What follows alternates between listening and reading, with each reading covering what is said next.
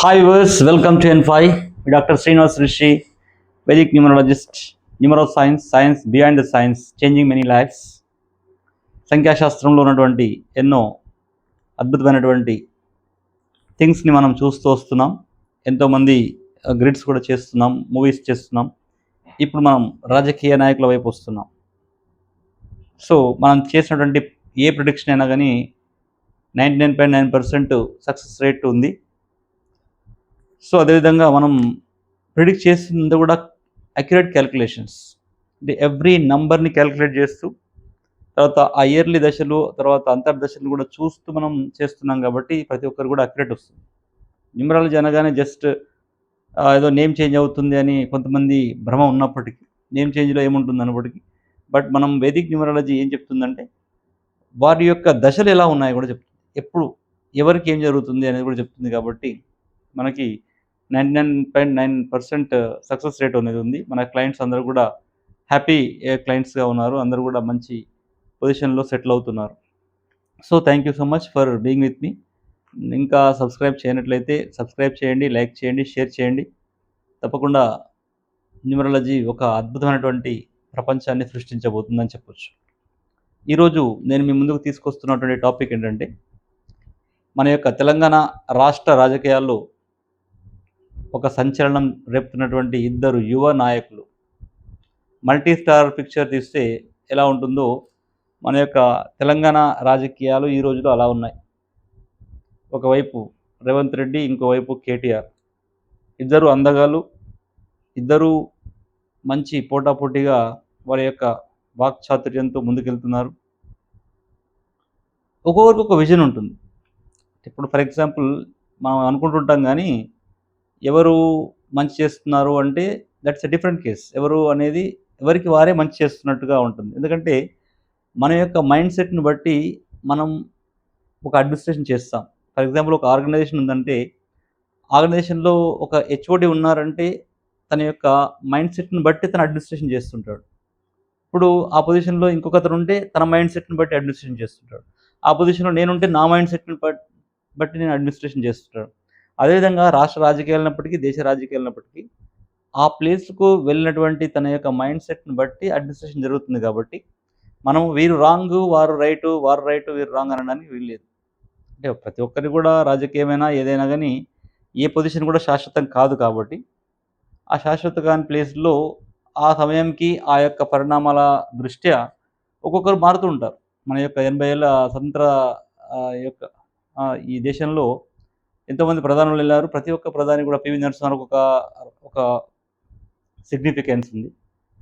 అదేవిధంగా రాజీవ్ గాంధీకి ఒక సిగ్నిఫికెన్స్ ఉంది. ఇందిరాగాంధీకి ఒక సిగ్నిఫికెన్స్ ఉంది, రైట్. ఆ విధంగా మన్మోహన్ సింగ్కి ఒక సిగ్నిఫికెన్స్ ఉంది.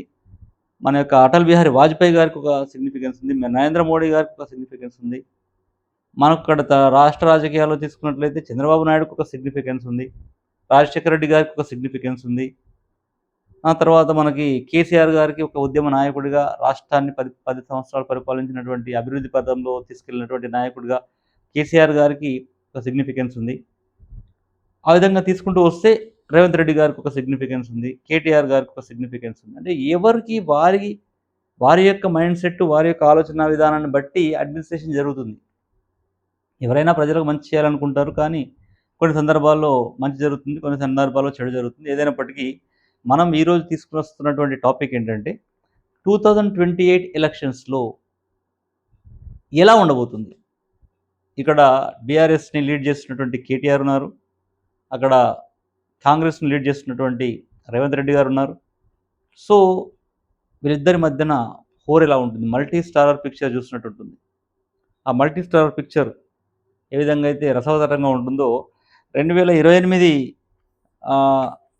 రైట్ ఎలక్షన్స్, అసెంబ్లీ ఎలక్షన్స్ కూడా ఆ విధంగా ఉండబోతున్నాయి అని వారి యొక్క గ్రిడ్స్ చెప్తున్నాయి. చూద్దాం ఎలా ఉంటుందనేది. సో రేవంత్ రెడ్డి గారు రేవంత్లో 28 ఉంది, రెడ్డిలో 7 ఉంది. టోటల్గా మనం చేస్తే మళ్ళీ ఎక్కడికి వస్తుంది, అది రైట్ 8కి వస్తుంది. 35, 28 and 7, so that right again 8లోకి వస్తుంది. అతను రేవంత్ 28 అన్నప్పటికీ, రేవంత్ రెడ్డి 8 అయినప్పటికీ తన యొక్క బర్త్ నంబరు 8, డెత్ నంబర్ 8లో ఉన్నారు. Birth number 8 and death number 8లో ఉన్నారు కాబట్టి, సో తన నేమ్ కూడా 8లో వచ్చింది. చెప్తున్నాను కదా!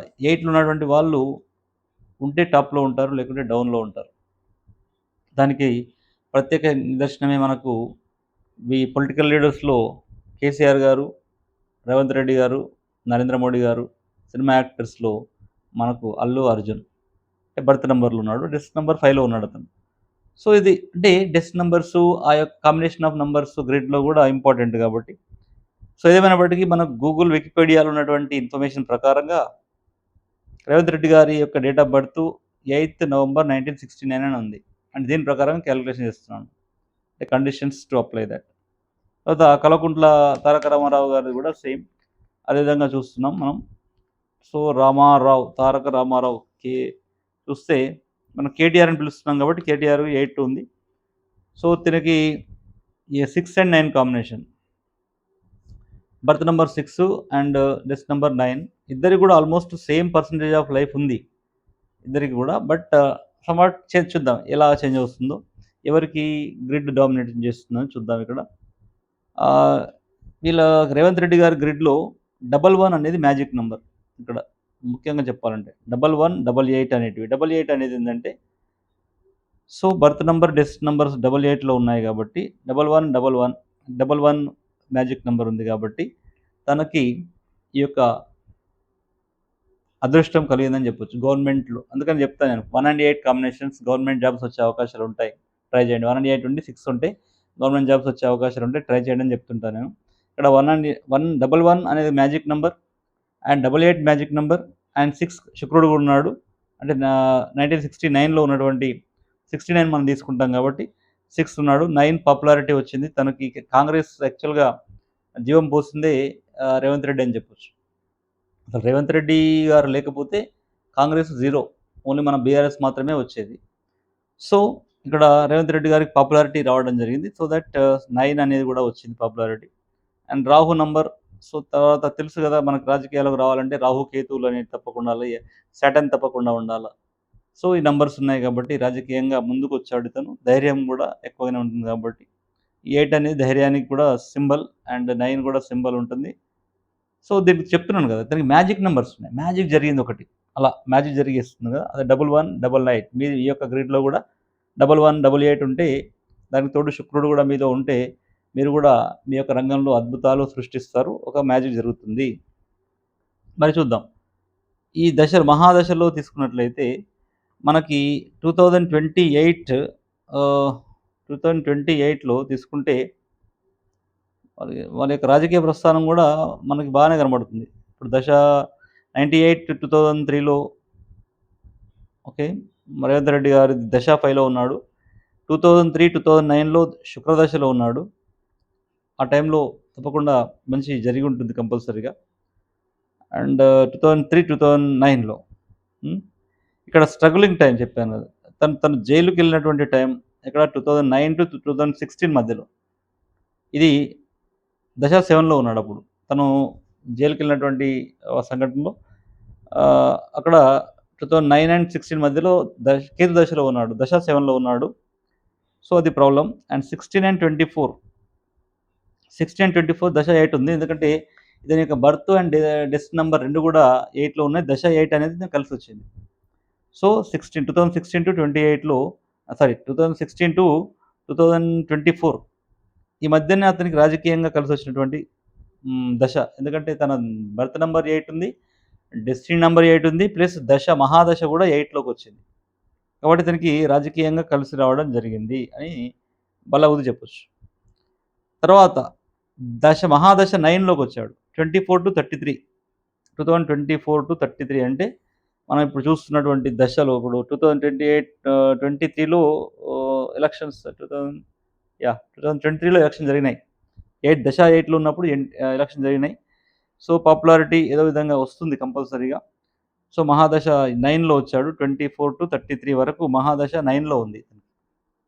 తర్వాత మహాదశ 1 33-34 ఉంది. ఈ విధంగా తనకి దశ 9, దశ 1 అనేటివి మహాదశలు ఉన్నాయి. సో కాబట్టి రాజకీయంగా ఇతను ముందుకొస్తున్నాడు. మంచి పాపులారిటీ వచ్చింది. ప్లస్ దశ 8లో ఉన్నప్పుడు మాత్రమే అతనికి పదవి కూడా దక్కడం జరిగింది. 2016-2024 అనేది తన లైఫ్‌లో కీలకమైనటువంటి దశ. దశ 8 అతనికి మంచి చేసింది. ఇక్కడ చెప్పేదేందంటే point to be noted. And 26లో రవి దశలో ఉన్నాడు. దశ 1లో ఉన్నాడు. అండ్ 26, 27 దశ 1లో ఉన్నాడు. 27, 28 దశ 3లో ఉన్నాడు. గురు దశలో ఉన్నాడు. సో, ఇక్కడ ప్రాబ్లమ్ ఎక్కడొస్తుందంటే 28 నవంబర్ నుంచి 29 నవంబర్ వరకు ఇతను దశ 7లోకెళ్తున్నాడు. కేతు దశలోకెళ్తున్నాడు. ఎలక్షన్స్ అనేటివి చాలా టఫ్ ఉంటాయి.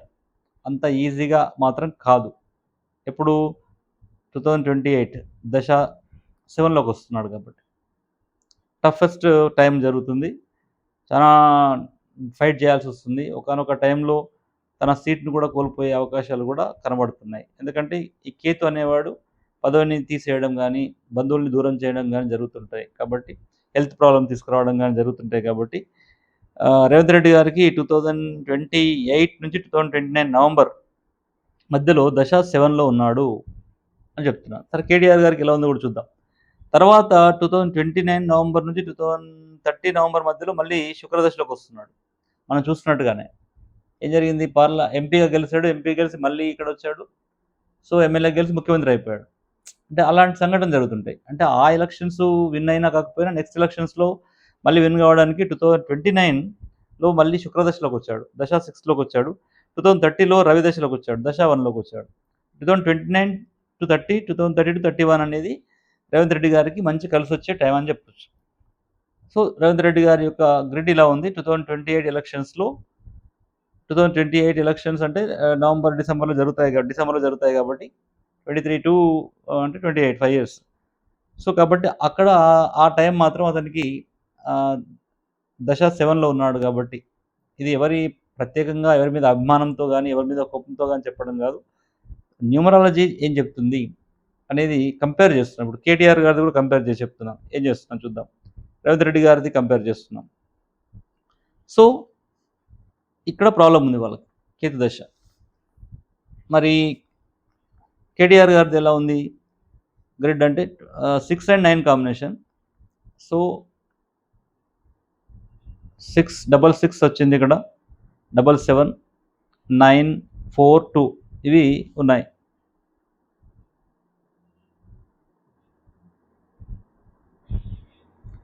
That is the reason. Okay. తన గ్రిడ్‌లో 4, 7, 66, 9 రాజకీయంగా రావడానికి 4 అండ్ 7 కావాలనుకుంటున్నాం. కానీ ఇక్కడ ఒకటి 8 ఒకటి మిస్ అయింది. అండ్ 1 మిస్ అయింది. అంటే రవి మిస్ అయ్యాడు. సాటర్న్ మిస్ అయ్యాడు ఇక్కడ. మంచి పాపులారిటీ ఉన్నటువంటి ఫిగరు. శుక్రదశ బాగుంది ఇతనికి. కేటీఆర్ గారికి. కేటీఆర్‌లో 8 ఉంది. ఓకే. తారక రామారావులో 1 ఉంది. సో, చూద్దాం how it's going to happen. తన పుట్టినప్పుడు శుక్రదశలో పుట్టాడండి. తన రాజకీయంగా అరంగేట్రం చేయడానికి గల కారణం ఇక్కడ మనం చెప్పాడు. చాలా సార్లు ఇంటర్వ్యూలో చెప్పాడు. ఏ దశలో అతను వచ్చాడంటే 2006 దశ 9లో వచ్చాడు అతను రాజకీయాల్లోకి.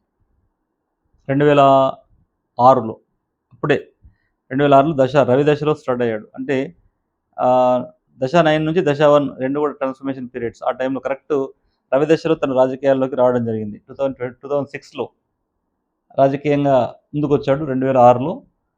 సో, అది రవి దశలో ఉన్నాడు అతను. దెన్ తనకి టర్నింగ్ పాయింట్స్ ఎక్కడొచ్చినాయి ఇక్కడ చూద్దాం.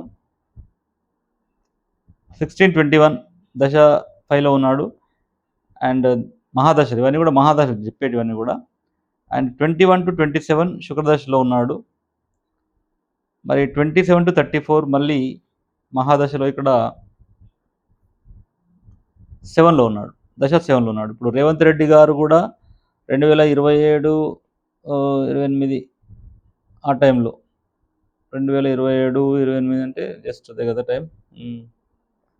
సో, మహాదశ ఇక్కడ శుక్రదశలో ఉన్నాడు 2027 వరకు మహాదశలో. మనం ఇక్కడ పర్సనల్‌గా అంటే ఇయర్ నంబర్ చూద్దాం. పర్సనల్ ఇయర్స్‌లో ఎలా వస్తున్నాయి. సో, 24 ఇతనికి 2027, 34 అనేది ఇలా ఉంటే 33, 34 అనేది రవి దశలో ఉన్నాడు. ఇక్కడ 33 30 27, 34 అనేది కేతు దశలో ఉన్నాడు కేటీఆర్. మరి ఇక్కడ వీళ్ళకి ఎలా కలిసి వస్తుందో చూద్దాం. ఇయర్లీ దశలు వచ్చినప్పుడు రేవంత్ రెడ్డి గారు 2026, 27లో రవి దశలో ఉంటే 2026, 27లో కేటీఆర్ గారు కుజ దశలో ఉన్నాడు, దశ 9లో ఉన్నాడు. అండ్ రేవంత్ రెడ్డి గారు 2027, 28 గురు దశలో ఉంటే 2027, 28 కేటీఆర్ కూడా గురు దశలో ఉన్నాడు, దశ 3లో ఉన్నాడు. అదేవిధంగా రేవంత్ రెడ్డి 2028, 29లో కేతు దశలో ఉంటే కేటీఆర్ కూడా కేతు దశలో ఉన్నాడు. అంటే ఎలక్షన్స్ అయ్యే టైంలో ఇద్దరు కూడా కొంచెం జాగ్రత్తగా ఉండాలి. ఎలక్షన్స్లో సీట్ కోల్పోయే అవకాశం కూడా కనబడుతుంది. కాబట్టి జాగ్రత్తగా ఉండాలి. అది మనం చూద్దాం. మరి మహాదశకి ఈ యొక్క అంతర్దశకి అంటే ఏమైనా పొంతన ఉందో చూడాలా. టఫ్ టైం వీళ్ళిద్దరికి కూడా చెప్పొచ్చు. అండ్ 2029, 30లో 2029, 30లో రేవంత్ రెడ్డి గారికి శుక్రదశ వస్తే 2029, 30లో కేటీఆర్ కూడా శుక్రదశ వచ్చింది. అండ్ 2030, 31లో రేవంత్ రెడ్డికి రవిదశ వస్తే మన కేటీఆర్ గారికి దశ 8లోకి వచ్చాడు. అంటే 8 అనేది ఇంపార్టెంట్ కాబట్టి 8 కూడా వచ్చాడు. ఇక్కడ రవిదశ ఇంపార్టెంట్. ఇక్కడ ఇద్దరు కూడా అపోజిట్లో ఉంటారు. ఒకరికొకరు పడదు అసలు.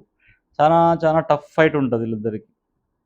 సో అది ఇక్కడ మనకి ఇయర్లీ దశ చూపిస్తుంది. అంటే 28లో ఎలక్షన్స్ అయితే ఇద్దరికి కూడా బాగలేదు. రేవంత్ రెడ్డి గారికి బాగలేదు అండ్ కేటీఆర్ గారికి కూడా బాగలేదు.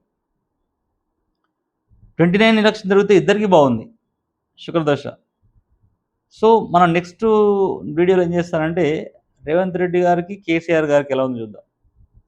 ఇద్దరికి టఫ్ ఉంది ఇప్పుడు. అంటే నెక్ టు నెక్ ఉన్నారు ఇద్దరు. కేటీఆర్ అండ్ రేవంత్ రెడ్డి ఇద్దరు కూడా నెక్ టు నెక్ ఉన్నారు. మరి ఈ 28 కేతు దశకి మహాదశ ఏమైనా తోడ్పడుతుందా? మహాదశ ఏమైనా సపోర్ట్ చేస్తుందో చూద్దాం. మహాదశ ఎక్కడ ఉందంటే 7 and 7 combination. Okay, 27 to 34, 2027 to 34 మహాదశ. తను కేతు దశలో ఉన్నాడు. రెండు కూడా సేమ్ ఉన్నాయి కాబట్టి ఇక్కడ కేటీఆర్ గారికి కలిసి వచ్చే కాలం అని చెప్పొచ్చు. అంటే మహాదశ 7లోనే ఉంది, ప్లస్ ఇయర్లీ దశ కూడా 7లోనే ఉంది. అంటే మహాదశ అంటే అంతర్దశ, ప్రత్యంతర్దశ రెండు దశలు కూడా సేమ్ ఉంటే అది అదృష్టంగా భావించవచ్చు. ఓకే, మహాదశ, అంతర్దశ రెండు కూడా. ఇక్కడ కేటీఆర్ గారికి మహాదశ 7లో ఉంది అండ్ అంతర్దశ కూడా 7లో ఉంది. రెండు కూడా సేమ్ ఉన్నాయి. మరి రేవంత్ రెడ్డి గారికి చూద్దాం. ఇక్కడ ఈ కంపాటిబిలిటీ ఉంటుందో చూద్దాం రేవంత్ రెడ్డి గారికి. సో ఇక్కడ ఏమైంది 6 and 1 9 కాంబినేషన్. ఇది కూడా గుడ్ కాంబినేషనే. రేవంత్ రెడ్డి గారికి కూడా ఎలా ఉందంటే దశ 9లో మహాదశ ఉంది, దశ 9 మహాదశ. Okay, and election time and 28, 29 7 దశ ఉంది. దశ 7లో ఉన్నాడు. కొంచెం క్రిటికల్ కనబడుతుంది ఇక్కడ కలిసి వచ్చినప్పటికీ. ఇక్కడ ఏంటంటే మహాదశ ప్లస్ అంతర్దశ రెండు కూడా కేటీఆర్ గారికి సేమ్ ఉన్నాయి. రేవంత్ రెడ్డి గారికి ఏమైపోయిందంటే మహాదశలో 9 వచ్చింది ఆ టైంలో, ఇన్ బిట్వీన్ 24 and 33 టైంలో. అంటే అక్కడ 28 కూడా దాంట్లో వస్తుంది కాబట్టి అది మహాదశలో 9 years ఆఫ్ మహాదశ అనుకుంటున్నాం. ఆ టైంలో మనకి 28 ఎలక్షన్స్, 29 ఎలక్షన్స్ కాబట్టి అక్కడ 7లోకి వస్తున్నాడు. Okay, so somewhat we need to think about it. కాబట్టి ఏమైనా టఫ్ టైం. యాక్చువల్గా అదే 29లో అయితే ఇద్దరు కూడా మంచి టైమే. ఇద్దరికి రేవంత్ రెడ్డి గారికి అదే శుక్రదశ వస్తుంది, తర్వాత ఇక్కడ శుక్రదశ. అంటే రేవంత్ రెడ్డి గారు రాజకీయంలో ఉంటారు, బట్ అక్కడ సీట్ కోల్పోయే అవకాశం ఉంది 2028లో. మళ్ళీ 29లో ఏదైనా బై ఎలక్షన్స్ వచ్చినప్పుడు అక్కడ మళ్ళీ థండర్ మెజారిటీతో గెలిచే అవకాశాలు చాలా ఉన్నాయి. అక్కడ శుక్రదశ వస్తుంది. అండ్ 30లో కూడా ఏదైనా ఎలక్షన్స్ ఉంటే అది కూడా రవిదశలో ఉన్నాడు కాబట్టి అది కూడా థండర్ మెజారిటీతో వచ్చే అవకాశం ఉంది. ఓవరాల్గా తీసుకుంటే ఏమవుతుందంటే మహాదశ అండ్ ఇయర్లీ దశ ఇవి రెండు కూడా అంటే అంతర్దశ, ప్రత్యంతర్దశ ఏమంటారు, ఇవి రెండు కూడా సేమ్గా ఉన్నప్పుడు అది అనేది బండి సాఫీగా సాగే అవకాశం ఉంటుంది. అంటే ఈ యొక్క దశలన్నిటి రెండు దశలు ఉంటాయి కాబట్టి మహాదశ, అంతర్దశలో సో, ఇక్కడ మహాదశ 7లోనే ఉన్నాడు కేటీఆర్ అప్పుడు ఎలక్షన్ టైంలో. అండ్ ఇయర్లీ దశ కూడా 7లో ఉన్నాడు. నెక్స్ట్ ఇమ్మీడియేట్‌గా రాహు దశలో శుక్రదశలోకొస్తున్నాడు. 6లోకొస్తున్నాడు. కాబట్టి కొంచెం ఎడ్జ్ కేటీఆర్ గారికే కనబడుతుంది. అంటే రేవంత్ రెడ్డి గారు ముఖ్యమంత్రిగా ఉండి అక్కడ పోటీ చేసినప్పటికీ మనకి కొన్ని ప్రాబ్లమ్స్ కనబడుతున్నాయి. మనకి ఇక్కడ కేసీఆర్ గారు కామారెడ్డిలో ఓడిపోయినట్టుగా ఎక్కడైనా ప్రాబ్లమ్ వచ్చే అవకాశం ఉంది. అంటే శాస్త్రం చెప్తుందది. విత్ రిఫరెన్స్ నేను చెప్తున్నాను. అంటే కేతు అనేవాడు నాకైనా, నీకైనా, ఇంకెవరికైనా, ప్రధానమంత్రికైనా, ఇంకా ఇండస్ట్రియలిస్ట్‌కైనా ఆ కేతు దశ వచ్చినప్పుడు డిఫికల్ట్ టైమ్‌గా ఉంటుంది కాబట్టి, రేవంత్ రెడ్డి గారికి అక్కడ డిఫికల్ట్ టైమ్ వస్తుంది. అదే కేటీఆర్ గారికి ఎందుకు డిఫికల్ట్ కాకపోవచ్చు అని చెప్తున్నామంటే, మహాదశలో 7 ఉంది. అంతర్దశలో కూడా 7. 2 కూడా సేమ్ ఉన్నాయి. అంటే 2 దశలు కూడా సేమ్ ఉన్నప్పుడు అది సక్సెస్ పాత్ అనేది ఎళ్తుంది. అంటే ముఖ్యంగా పొలిటికల్‌కి కావాల్సింది 7, 8 అండ్ 4 నంబర్స్. ఇవి కాబట్టి ఈ 7 అనే దశ అనేది ఉంది కాబట్టి, ఈ విధంగా ఒక ఎడ్జ్ కేటీఆర్ గారికి ఉండే అవకాశం ఉంది ఇక్కడ. టఫ్ ఇస్తాడు. రేవంత్ రెడ్డి గారు టఫ్ ఇస్తారు కాదనట్లేదు కానీ, కొంచెం చూసుకుంటే బావుంటుంది. ఇది వ్యక్తిగతంగా ఎవరిని ఉద్దేశించి చేసినటువంటి వీడియో కాదు.